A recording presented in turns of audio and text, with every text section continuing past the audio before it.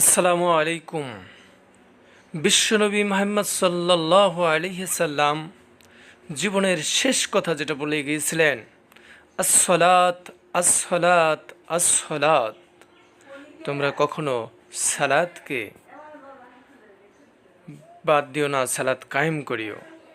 প্রিয় দর্শক, আপনারা এই স্ক্রিনে যাকে দেখতেছেন, আমার ভাই, চাচাতো ভাই, এনাকে নিয়ে আমি একটি গজলও গেয়েছি। আজ সে দেখেন কি অবস্থায় আছে, তবুও তার মাথা থেকে সালাতের কথা সরে যায়নি।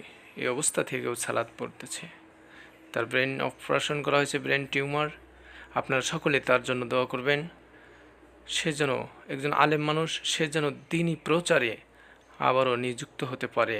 সকলের কাছে আমি দোয়া চাচ্ছি। আর আমাদের এত সুন্দর নিয়ামত দান করেছেন আল্লাহ, যে আল্লাহ আমাদেরকে সুস্থ রেখেছেন, সেই আল্লাহর প্রতি আমরা শুকরিয়া আদায় করব। এবং যারা সুস্থ আছে, আমরা অবহেলায় অবজ্ঞায় আমরা কখনো সালাত ছেড়ে দেব না। সকলেই আমরা সালাত আদায় করব।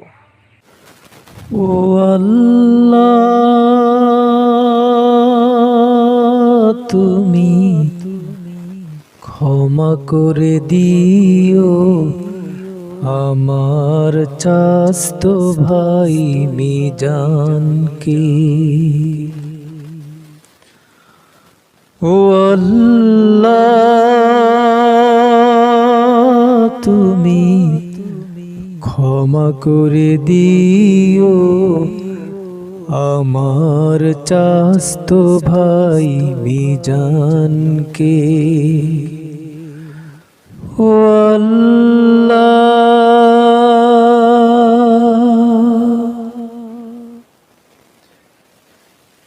একসাথে খেলেছি খেলারও মাঠে,